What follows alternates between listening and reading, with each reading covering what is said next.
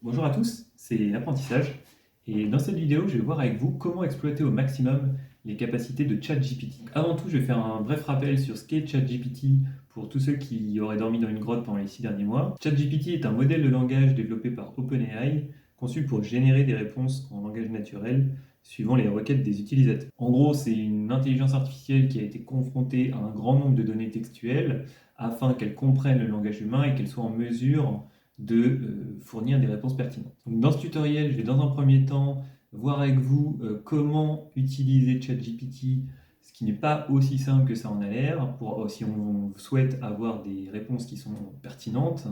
Et suite à ça, on va voir les différentes fonctionnalités clés afin de maximiser l'intérêt de cette intelligence artificielle. Donc pour utiliser ChatGPT, vous devez vous rendre sur le site web de ChatGPT. Donc on va taper ChatGPT sur Google et on voit donc que le premier résultat nous emmène vers l'endroit où la magie opère. Donc ensuite vous allez sur Try ChatGPT. Si vous n'avez pas encore de compte, il faut vous en créer un et si vous en avez un, donc vous arrivez sur cette page-là. Donc cette page, c'est la page d'accueil du site sur laquelle vous allez pouvoir vous familiariser avec le site et son fonctionnement. Donc de manière assez basique, vous posez une question dans le chat qui se trouve ici et de manière assez sommaire, l'intelligence artificielle va vous répondre. Voilà, fin de la vidéo, pensez à vous abonner.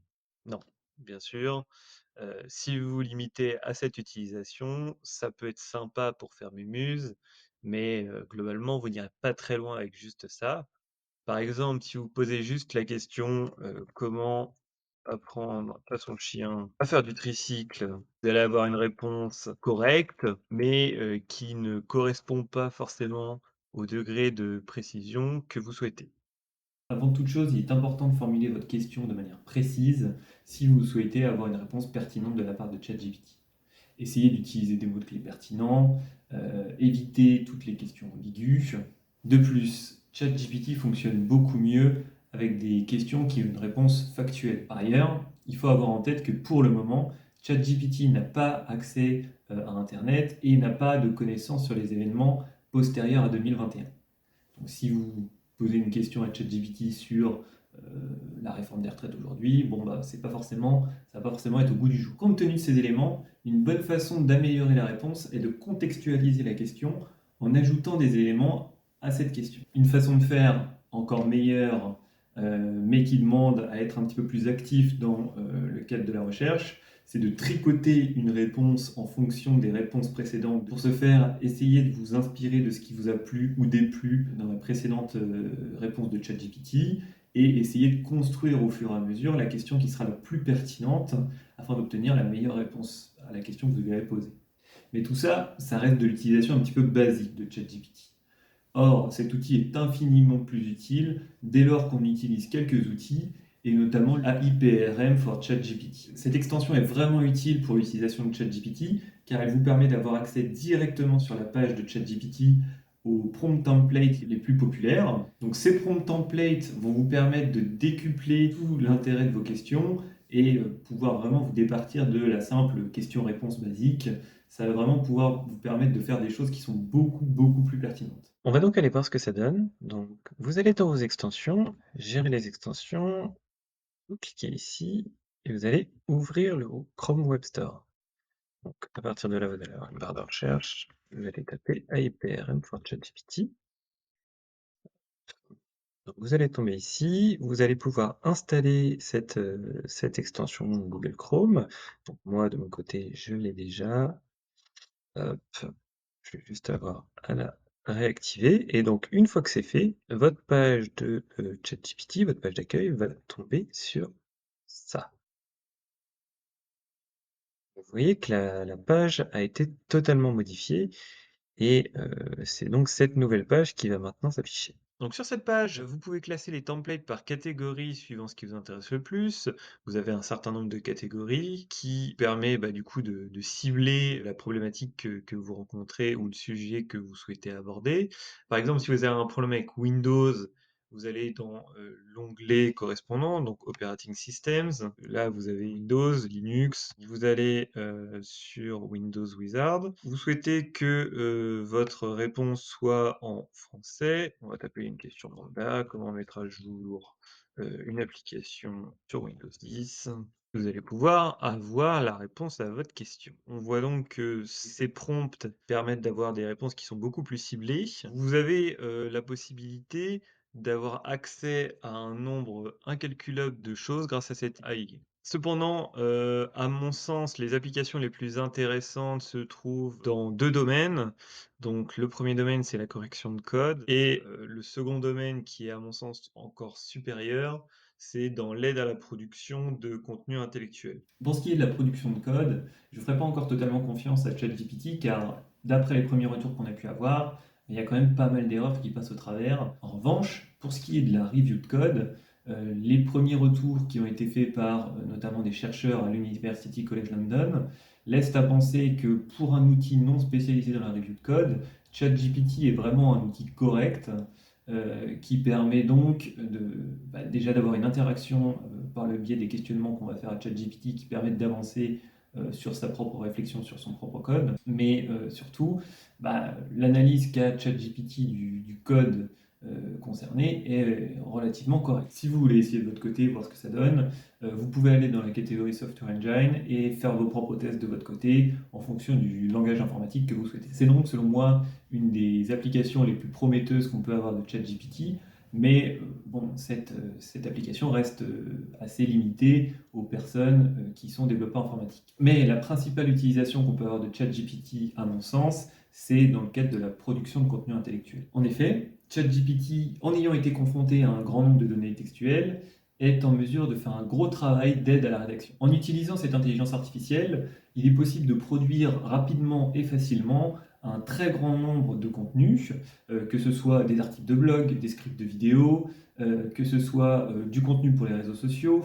Vraiment, les possibilités sont quasi infinies dans le cadre de la production de contenu intellectuel. De plus, un peu à la manière de la review de code, ChatGPT peut aussi aider à améliorer les tournures de phrases. Donc si vous avez imaginons votre article de blog déjà prêt, vous faites un copier-coller, vous demandez à une reformulation par ChatGPT, elle peut vous proposer des changements de tournure de phrase pour certaines phrases ou une modification de certains paragraphes.